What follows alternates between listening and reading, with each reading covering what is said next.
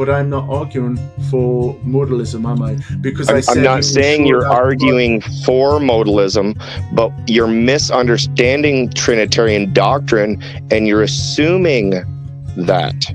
No, I'm not. Modalism. Yes, you are. No, I'm not, because you could use many different verses in the entire Bible, which I've stated, which would indicate, for example, Jehovah, when he said, I am Jehovah, your God.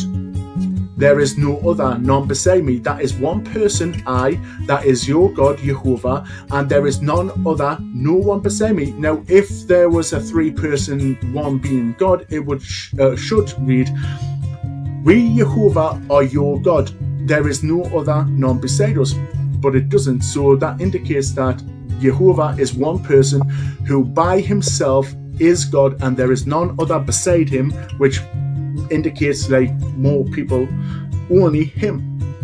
See, the problem I have here with your whole argumentation, Taylor, is you assume that God has no prerogatives that are purely his own. What do you mean? Well, for instance, you have to agree that Jesus has the exact same prerogatives as God. So whatever God can do, right? Mm-hmm. Jesus does too. Yeah.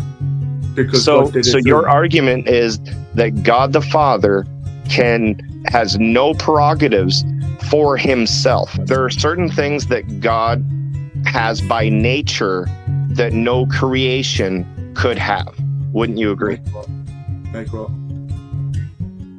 Being eternal.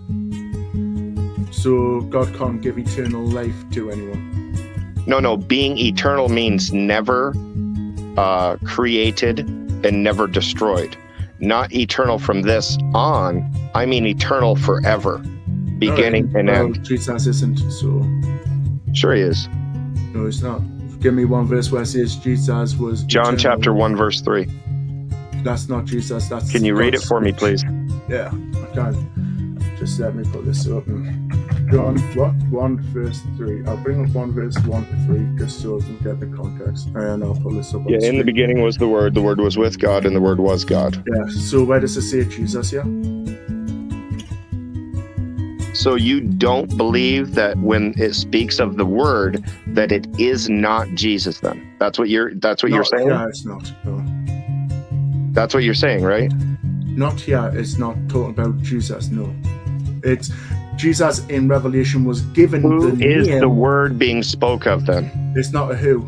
It's a what. It's God's speech, utterance, divine expression. I can give you verses that prove it. You know, let's look at so when the Word becomes flesh, God's speech become flesh then?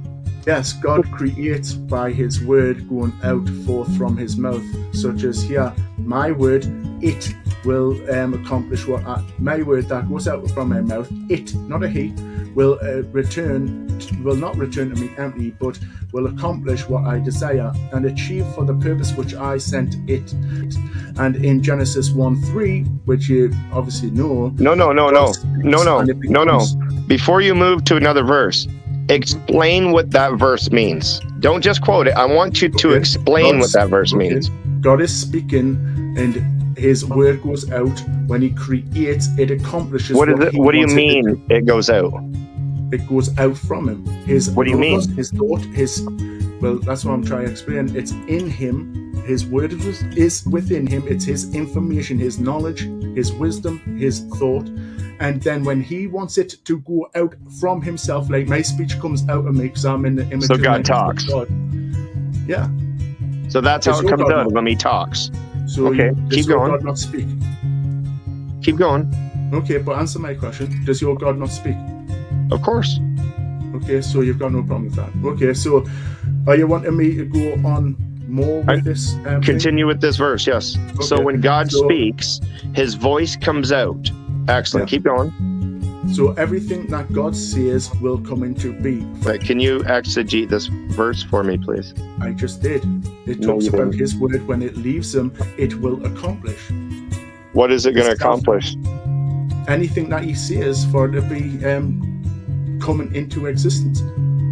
When he speaks something, it will happen.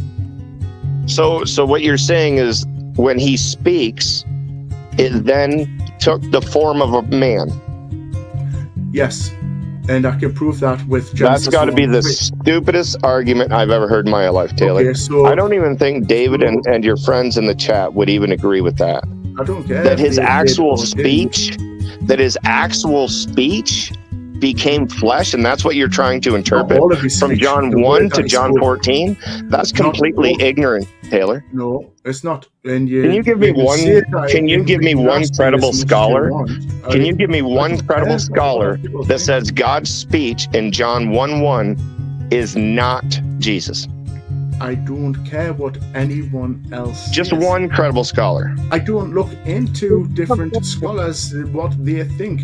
I go by what the Bible So you're just making up stuff on your own then? No, because I Excellent. haven't finished it. I don't really feel that this is very fruitful because it makes sense. you're making stuff up, Taylor. I'm Have a gonna good day. go-